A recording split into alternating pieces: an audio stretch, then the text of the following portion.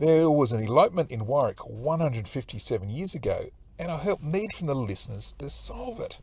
In January 1865, the townsfolk of Warwick were shocked that a girl only 14 years of age, the only daughter of respectable parents in Warwick, had left her home in the middle of the night on a clandestine getaway. She left by moonlight with a young man who was well known in town as a horsebreaker.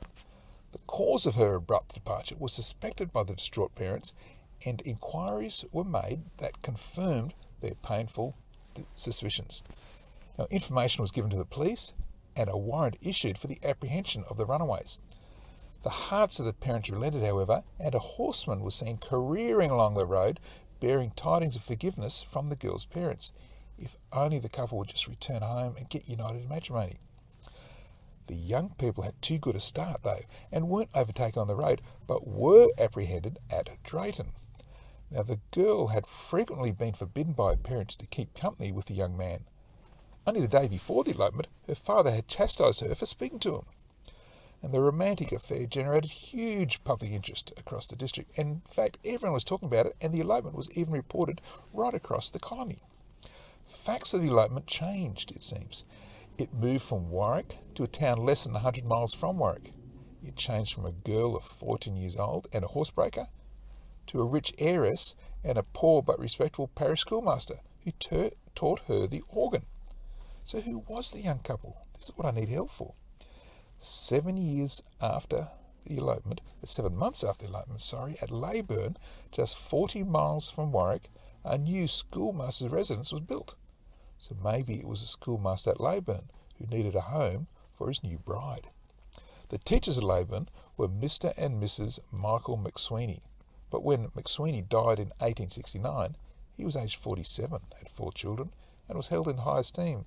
None of this matches the description of a young eloping man. Now, back in Warwick, prior to the elopement, the schoolmaster was Mr. Arthur Narracott. Could it have been him? But he was already married to Fanny, and anyway, the year before the elopement, he appears to have permanently moved back to South Brisbane. Perhaps the man was a music teacher, and that's why he taught the girl the organ.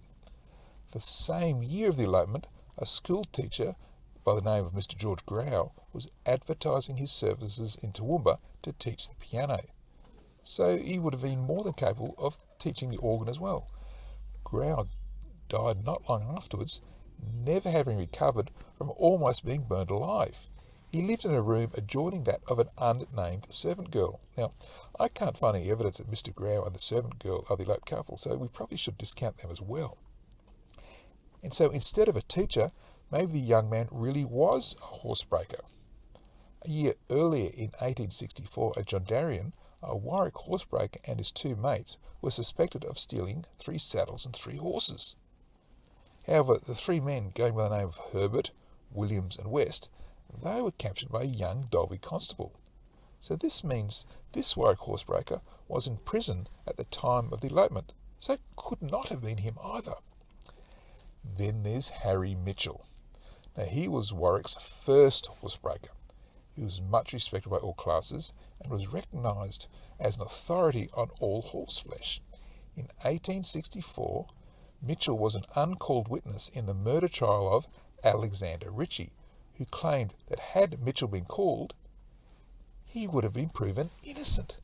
As it was, Ritchie was convicted and became the first person hanged in Toowoomba jail.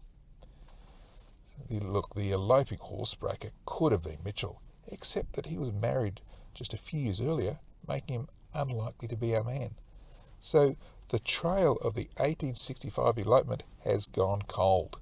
Look, I'm calling on all the listeners of 4WK to help solve this mystery. Please research your family trees. There must be someone in there. Who were the eloping couple from the Warwick district in 1865? Was it a 14-year-old heiress and a horse-breaking, music-teaching schoolmaster? Were they your great-grandparents? Please have a look and let us know for any information you can have. You can get onto Radio 4WK, Damien Lee there, or go online to all the socials for History Out There, or even go straight to our website, historyouthere.com. Who was this eloping couple from Warwick 157 years ago? I'd love to have your help.